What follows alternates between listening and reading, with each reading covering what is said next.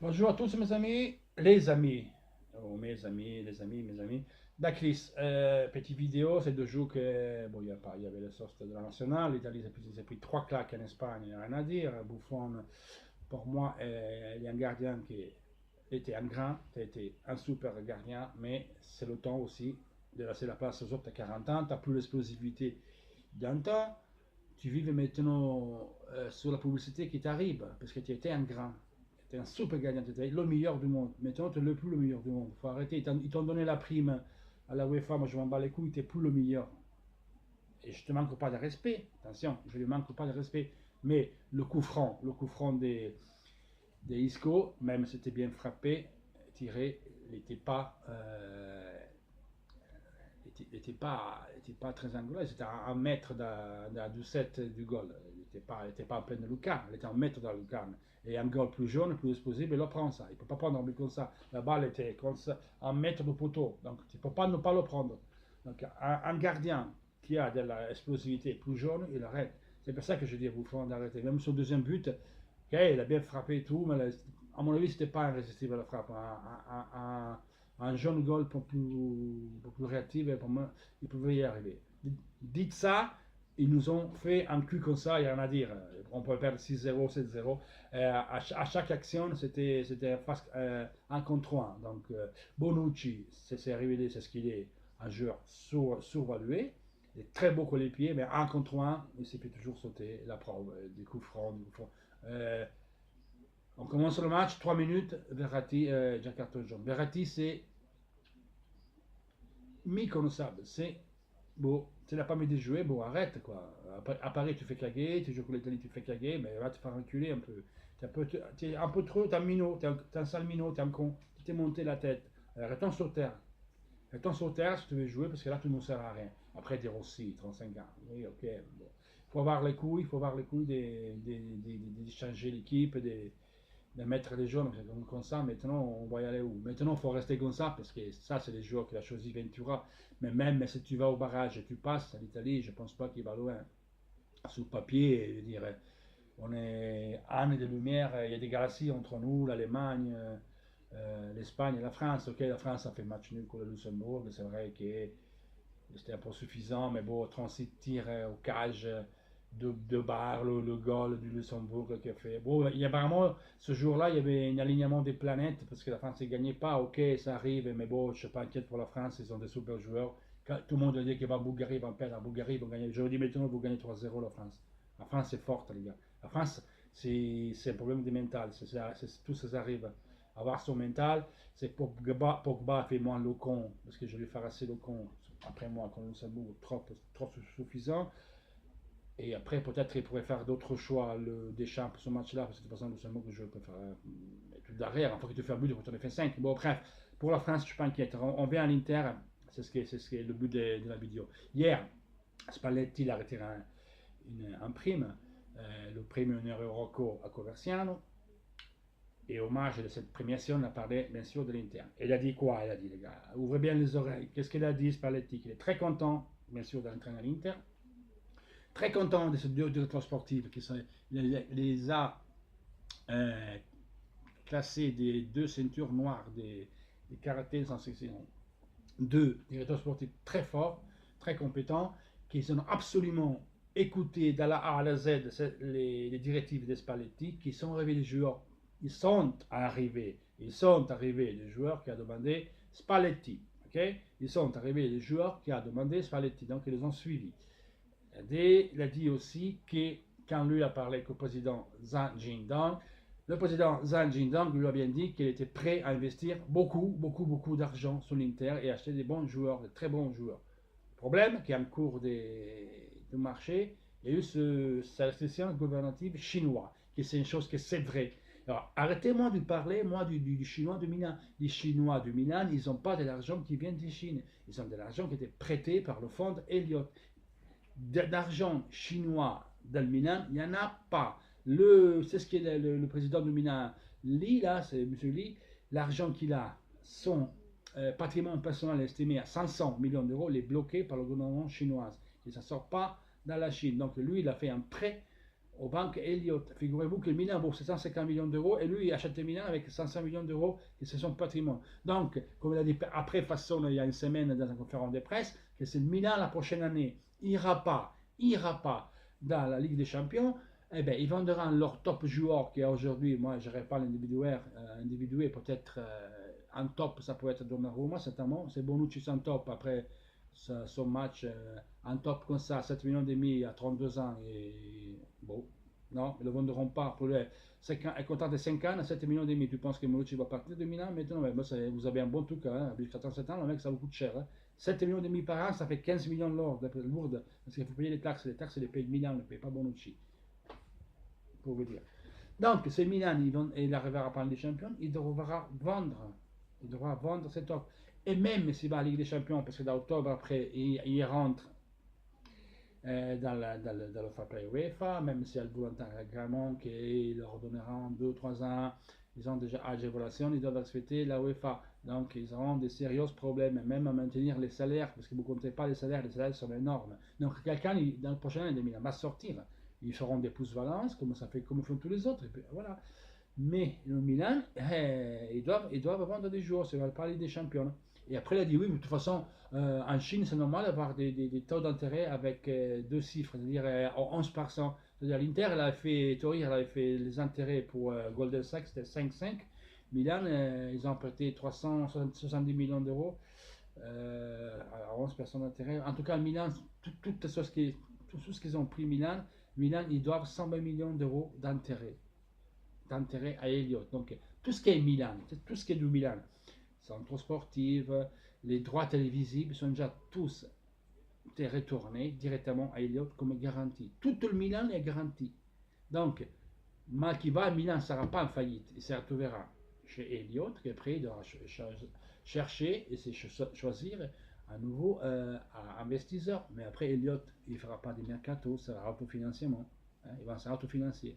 Donc, je ne souhaite pas Milan de faire ça, je souhaite Milan d'y aller à la Ligue des Champions parce que je serais heureux qu'il y ait de Milan, la ville de Milan, parce que moi je dis là-bas, il retourne être la capitale du foot italien avec l'Inter et le Milan, avec le Milan bien sûr en dessous de l'Inter qui gagne un peu plus qu'eux. Donc je serais content, plutôt que voir cette merde à la Juve, mais c'est dur pour le Milan aussi. J'espère que l'équipe, ils auront un bon parcours, que Milan arrive à la Ligue des Champions, qu'il arrive à se maintenir et leur plan il va aboutir. Mais c'est pas évident. Donc Spalletti qui apparaît, bon, on clôture la parenthèse pour expliquer qu'il y a eu le blocus de gouvernement chinoise. Et donc arrêtez de dire et d'écrire n'importe quoi dans les sites, ça c'est des sites chinois de merde, cassez-vous, ça marche pas comme ça dans la vie, c'est trop facile. C'est comme ça, tout le monde est riche. Hein. On fait des trucs, on pétatine, patatan. Ça marche pas comme ça, il est réservé. Le gouvernement chinois l'a bloqué. Toutes les entreprises sont statales là-bas. Donc tu dois t'obliger à passer pour le gouvernement chinois. Tu ne peux pas faire comme tu veux, toi. Donc c'est une chose que vous devez vous mettre dans la tête. Hein. Faites vous le rentrer dans la tête. Là, parler des joueurs qui sont arrivés, qui étaient contents, donc deux directeurs sportifs, ils ont écouté. C'est ce que Spalletti a dit, de la A à la Z, c'est Spalletti qui l'a dit. Il a parlé de la défense qui nous manque, des défenseurs centrales. Il a dit oui, c'est vrai qu'après le match amico de Lecce, j'ai dit ça, mais après, je me suis rendu compte. Après, je peux vous dire aussi que c'est pas sûr que Miranda et Skriniar, ils sont mieux que D'Ambrosio et Ranocchia. Bon, ici, j'aurais beaucoup de doutes que Ranocchia et D'Ambrosio sont mieux que Skriniar et Miranda. Mais ça veut dire que lui, il a confiance en ses joueurs. C'est ce qu'il veut dire par là, et il a dit hier en conférence de presse, Spalletti, qui a trouvé une disponibilité exceptionnelle, qui a catalogué ses joueurs d'exceptionnels, qu'il a hâte que tout le monde y rentre dans l'équipe avec leur respective équipe nationale pour recommencer à s'entraîner, parce qu'il a trouvé sont tous enthousiastes, donc voilà pourquoi il a choisi lui-même de garder Ranocchia.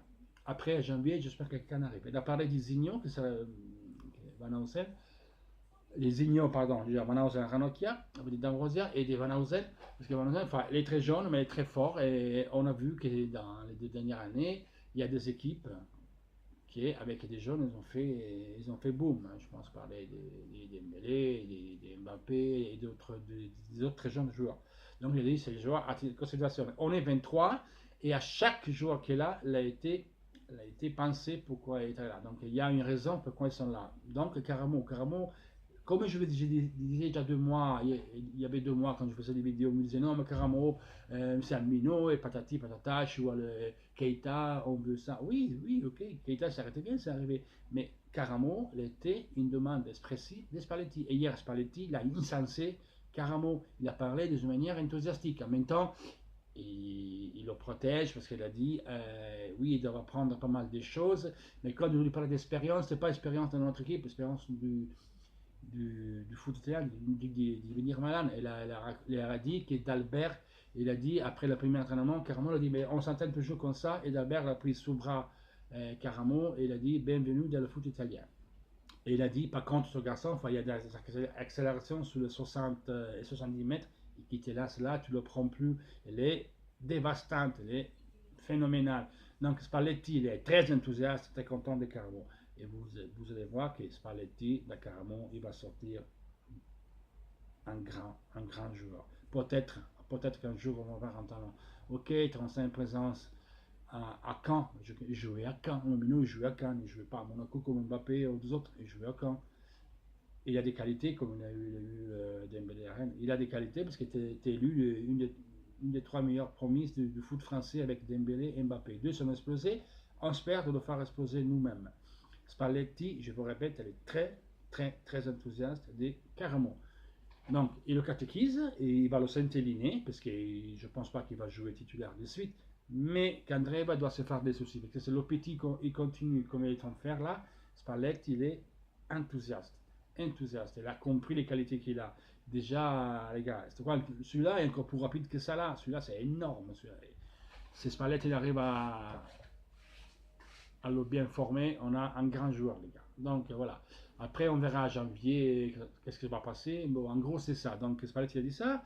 Il a parlé de Valerio Vecino, que c'est lui qui les a cherchés, donc il est très content. Donc j'ai remarqué encore cette chose-là qu'il a dit, que les joueurs que lui a pris, les directeurs sportifs, ils ont suivi toutes les directives que lui a données et lui il est satisfait, il est très content de l'Inter.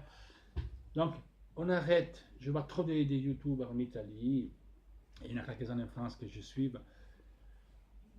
Vous êtes trop destroy, toujours gueuler, arriver à gueuler comme ça, c'est quoi? Vous voulez faire des visualisations, il faut gueuler, vous porter des arguments et l'expliquer, développer bien, alors de crier, faire ces crises hystériques, ok?